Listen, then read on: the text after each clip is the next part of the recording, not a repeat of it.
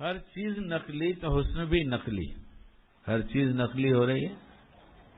ہم دینداروں کے پاس بھی اصلی دین نہیں ہے، اصلی دین ہوتا تو ہم سکھ چین سے رہتے، ہمارے پاس بھی نقلی دین ہے، اور نقلی دین سے لوگ تھوڑی دیر کے لیے دھوکہ کھاتے ہیں اور حقیقت کھلتی ہے تو بھاگ جاتے ہیں۔ تو چند لڑکیاں میک اپ کرا کر جو واقعی میں حسینائیں نہیں تھیں لیکن حسینہ بن کے نکلی، بہت ساری، ایک جھنڈ کا جھنڈ نکلی۔ پوچھتے ہیں تم بال کہاں بناتے ہو، وہ بھی پوچھتی ہیں تم میک اپ کہاں کرواتی ہو، یہ پوچھتے ہیں آپس میں، تو وہیں جاتے ہیں۔ تو جب بہت ساری نکلی تو جنات کی ٹولی جا رہی تھی اور دیکھنے لگے تو بڑی خوبصورت نظر آ رہی ہیں، چلو ان پہ قبضہ کرو۔ اگر عورتوں کے بال کھلے رہیں گے تو جنات قابض ہو سکتا ہے، اور ڈھکے رہیں گے تو جلدی ان کا بس نہیں چلے گا۔ اور جو عورتیں سر کھول کر بیت الخلا جائیں گی، غسل جنابت میں دیر کریں گی، اور ابھی تو نئے نئے سب فیشن ایسے آ گئے ہیں کہ مسلمان بھی پوچھے بغیر کرنا شروع کرتا ہے۔ آج ہمارا سب سے بڑا قصور نہ پوچھنا بن گیا، اور پوچھتا اس لیے نہیں کہ وہ سمجھتا ہے ہم جانتے ہیں، اور جو کچھ نئی چیز بازار میں آتی ہے سب خریدتے ہیں تو یہ بھی خریدتا ہے۔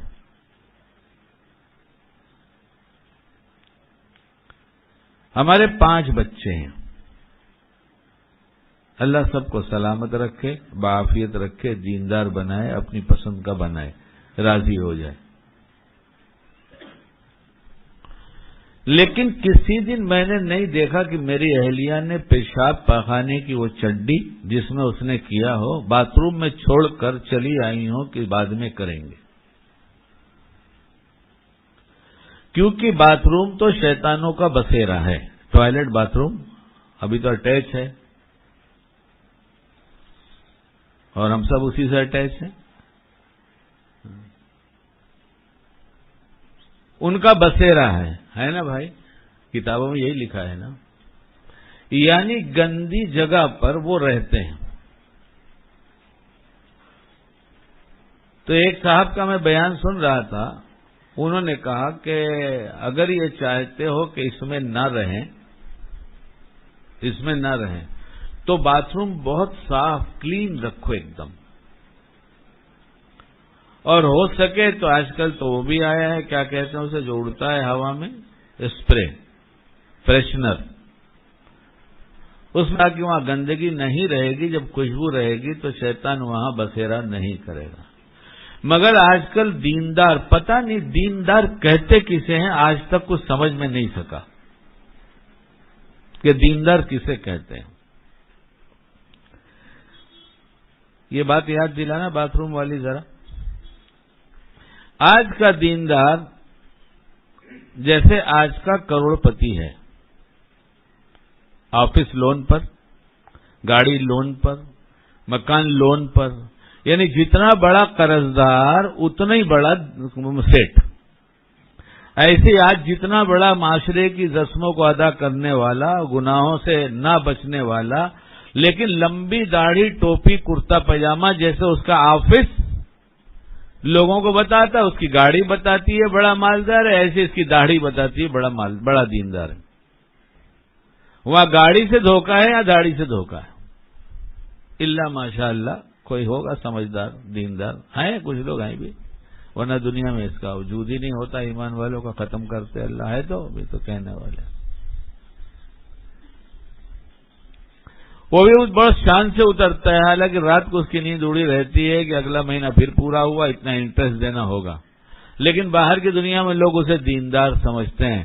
ایسے ہی داڑھی والا ہو، ٹوپی والا ہو، کرتے پاجامے والا ہو، چھوٹا پاجامہ ہو، بڑا کرتا ہو، کسی شکل میں ظاہر کا دیندار، اگر حرام نہیں چھوڑتا، رات کو اس کے بستر پہ بے چینی اسے گھیرے گی، چین تو اس کے قریب کبھی نہیں آئے گا۔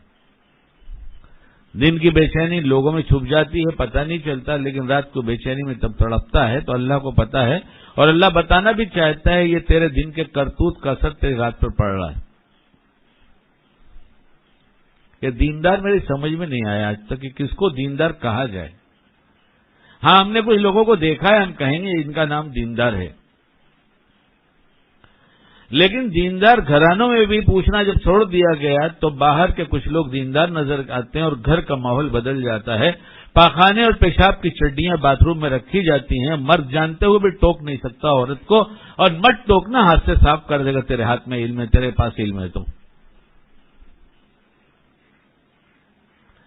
جس کو صاف رکھنے کے لیے کہا گیا اس میں اپنی طور سے اور گندگی بڑھائی جا رہی ہے، تو پھر کیوں شکوہ ہے کہ جنات آتے ہیں، خبیث آتے ہیں اور سحر ہوتا ہے اور جادو ہوتا ہے؟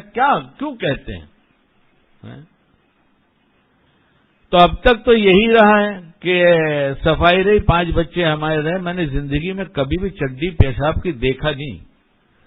اور اللہ تعالیٰ اچھا رکھے اور اس رسم کو عام کر دے کہ ہمارے تو اتنے چھوٹے سے بچے ابھی تو بالکل بستر کے ہیں، گود کے ہیں، نہ بیٹھنا جانتے ہیں نہ چلنا جانتے ہیں.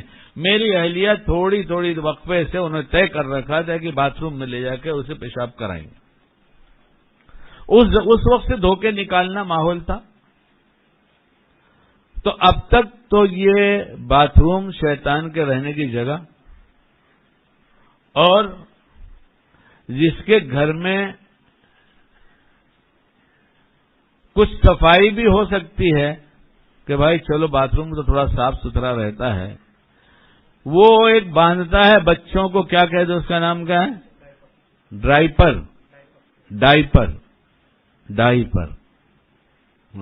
پہلے دائی پر بھروسہ تھا، اب ڈائی پر بھروسہ ہے. پہلے دائی پر تھا، اب ڈائی پر ہے. دال کو ڈی سے بولنا شروع کر دیا تو اس کا رتبہ بڑھ گیا. باندھ دیا اور کہا تم کیا سمجھاتے ہو؟ تمہاری زندگی میں تم کو سوائے اس کے روک ٹوک کے کچھ اور آتا ہے کیا؟ یہ کام ایسا کرو، یہ کام ایسا کرو، یہ کام ایسا کرو، یہ کام ایسا کرو. پتہ نہیں کب مرو گے، اس گھر سے جاؤ گے. جس کے مرنے کی تمنا کر رہے ہو اس سے پہلے تمہاری موت آ گئی. دل مردہ ہو گیا، موت آ چکی. کہ جسے بھلی بات سمجھ میں نہ آئے اس کا دل مردہ ہو گیا.